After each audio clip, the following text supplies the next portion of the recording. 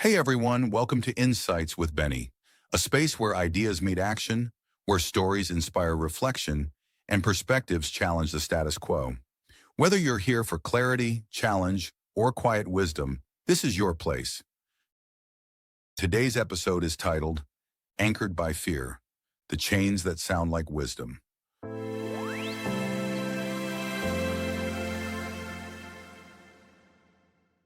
When fear is repeated long enough, it begins to sound like wisdom. Anchored by Fear explores how learned helplessness chains individuals through false narratives, until freedom starts with the courage to question and act. As always, these are straight from the heart of Insight's blog. Let's begin.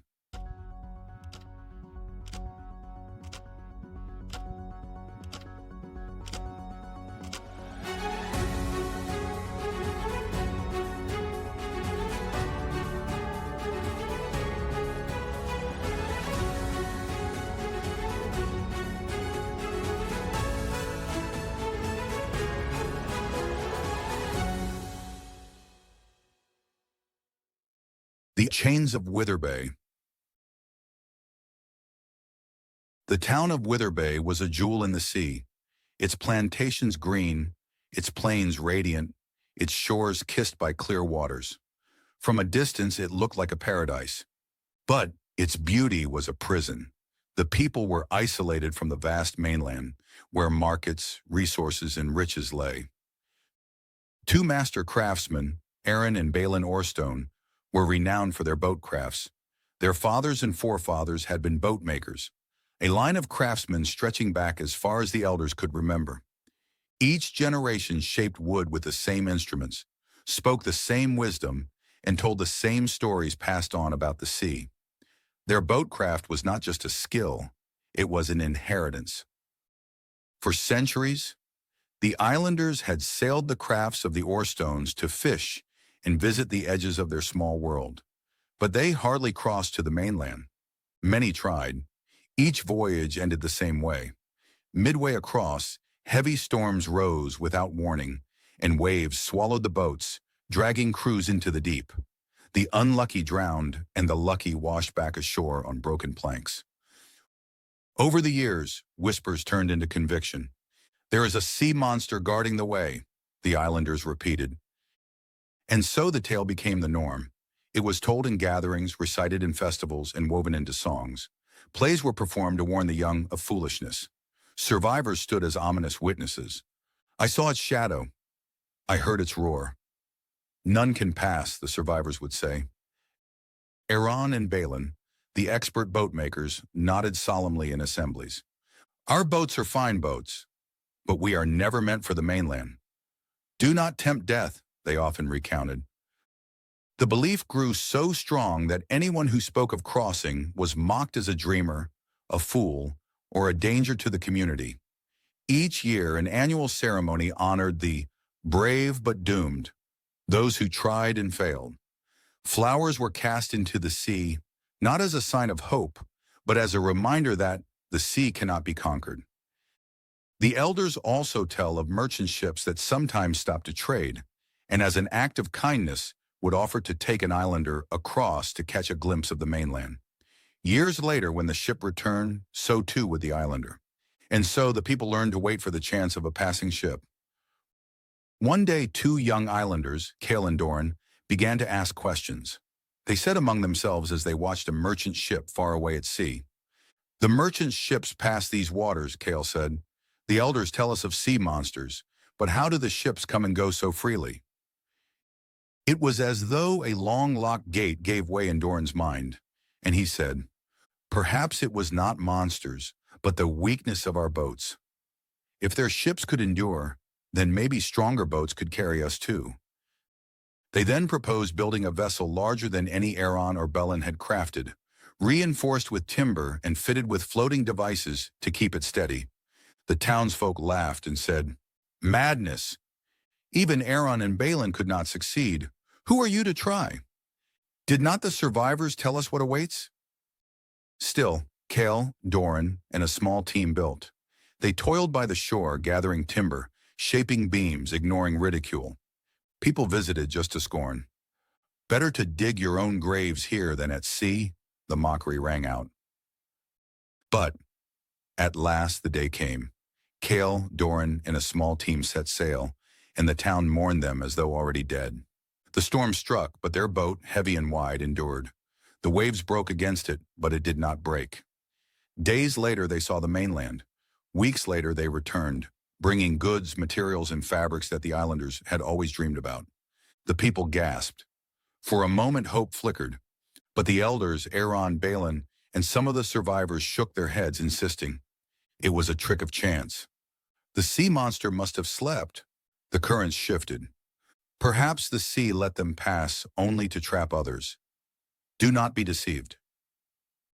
Eager for the comfort of their old fear, the people nodded in agreement. They dismissed Cale and Dorn as lucky fools. Songs were updated. Yes, some returned, but only by chance. To try again is still death. And so, Wither Bay remained what it had always been, a green island bound in invisible chains. Surrounded by the beauty of the sea, its people chose to stay isolated. Not because they could not cross the sea, but because they believed they could not. The craftsmen, the elders, even the survivors all knew deep down that if they ever supported the building of bigger boats or ships, the islanders would cross the sea freely. But they would rather feed their fears than feed their hopes, because fear had become safer, easier, and far more familiar than freedom. When fear becomes familiar. The Chains of Wither Bay tale is a story about learned helplessness. This happens when people begin to believe they have no control over their situation, even when they actually do, because their past efforts to change things were unsuccessful.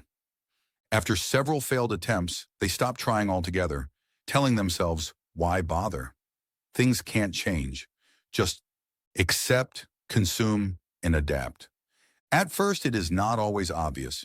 It shows up in the way people make decisions about important issues that affect their lives. Slowly, they give up their power and agency. They begin to think their judgments do not matter, so they let others decide for them. Over time, they lose confidence, become passive, and start waiting for someone else to take action. This loss of motivation often accompanies negative self-talk, such as, we can't do this, or I'm not good enough.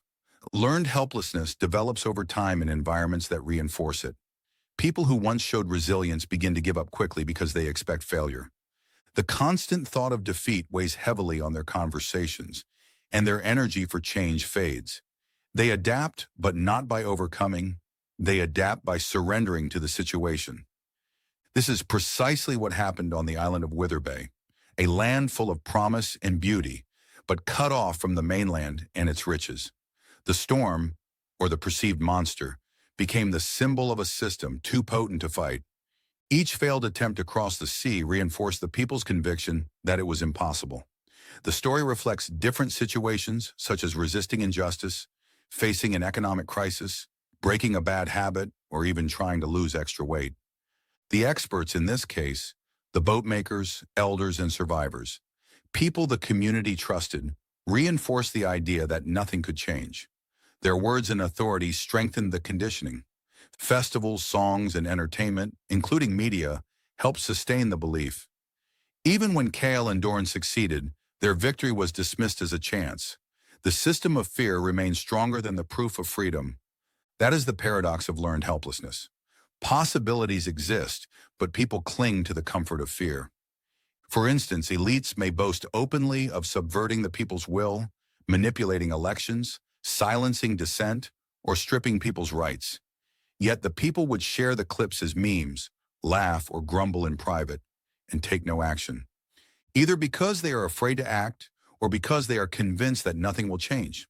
However, real change begins the moment we choose not to wait for others, but to act for ourselves. The comfort of the cage. How learned helplessness is sustained. Learned helplessness does not exist in isolation. It is sustained by systems and agencies that enable it to thrive and grow. Almost every social institution either dismantles or reinforces the conditioning that keeps people powerless. Examining these agencies closely helps us understand how learned helplessness is maintained and how we might overcome it. One of the strongest agencies that sustains it is the learning system. Education is meant to equip the mind to address life's challenges, but when learning, whether in school, at home, or in other settings, discourages questioning, it conditions people to accept what they are told without challenge. A system that rewards obedience and memorization over critical thinking teaches people not to question or challenge ideas or norms. Paulo Freire described this as the banking system of learning, where knowledge is deposited and withdrawn, rather than questioned and created. In such an environment, learned helplessness develops because people are conditioned to comply rather than to think creatively and imagine new possibilities. The media is another powerful agency. It often reinforces what the learning system has planted.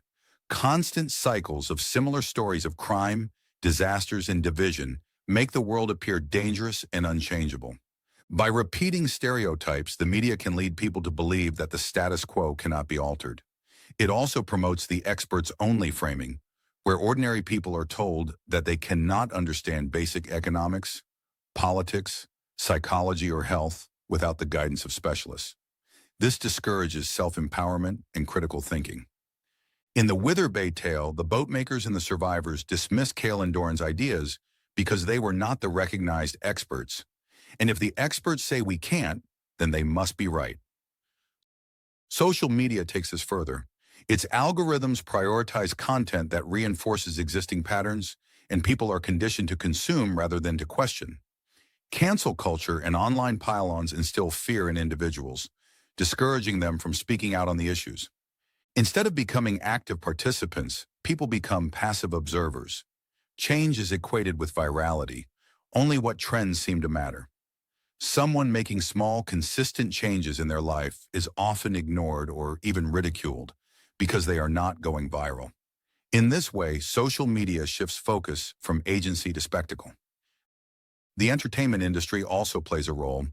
It amplifies what learning agencies and media sustain, glamorizing elites while portraying ordinary people as powerless or dependent on heroes. This normalizes the belief that change is only possible for a chosen few and that rescue comes from outside. Entertainment also nurtures escape culture. Endless, binge-worthy shows and content, which provide distraction instead of empowerment, teach people to numb frustrations instead of confronting them. All of these agencies work together to condition people to accept their situation as ideal. The framing is powerful because it shapes what feels natural. People begin to comply, to accept, and to believe that no change can ever come from within. In the Wither Bay story, the narrative glorified the rare visits of the merchant ships, reinforcing the idea that only outside help could bring hope. We begin to internalize views such as, our people can't succeed within this. We want a good life, but not the work that builds it. Our community is too broken to fix. Change is impossible because a parasitic, warped ideology already consumes us. It's who we are now. Some societies still wait at the shore, convinced rescue will sail in with gifts bound in chains, such as aid.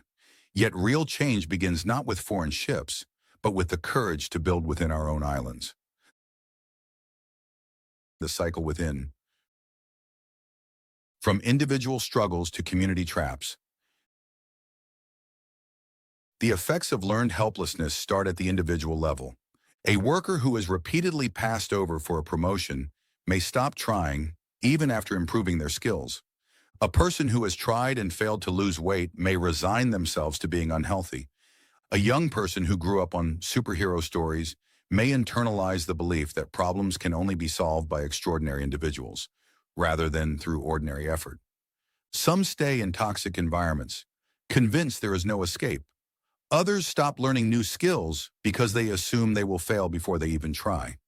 Even minor setbacks, such as failing a test or struggling with a new technology, reinforce the cycle of helplessness if the conditioning is strong enough.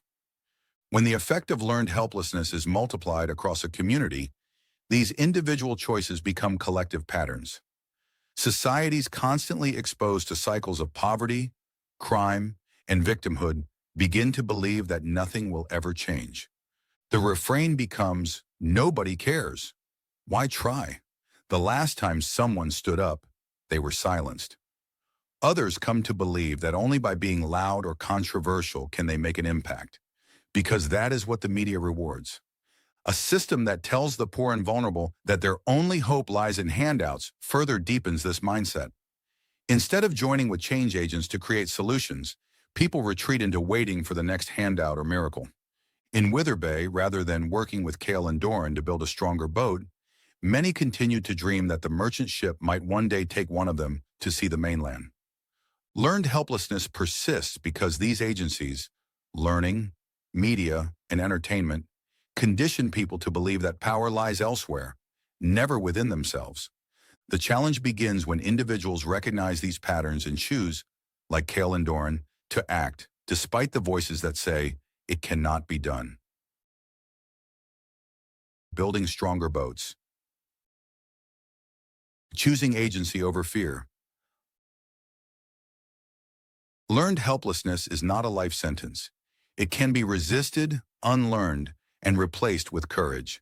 Like Cale and Doran, we can choose to build differently.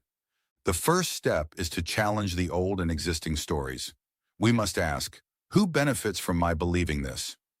Refuse the narrative of inevitability and rewrite the narrative in your mind. Change doesn't need viral waves. It begins with small, consistent steps. Own your agency, every action matters, and recognize that no miraculous ship is coming.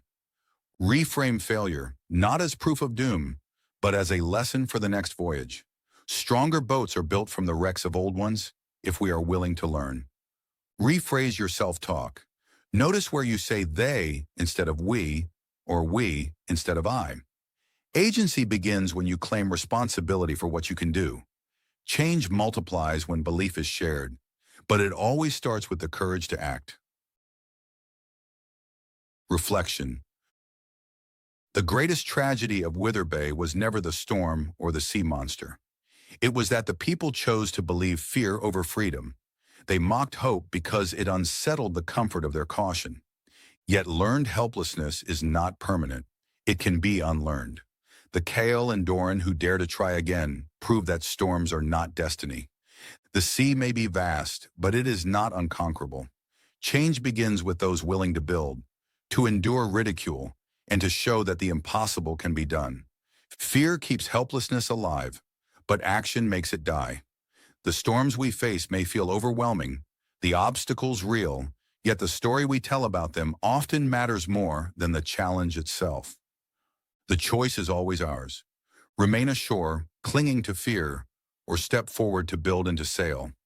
Only when we sail will we discover that freedom was within reach all along.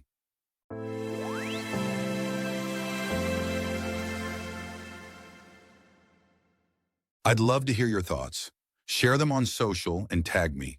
Please subscribe to my channels. Follow, like, share, and help spread the message. Until next time, stay reflective.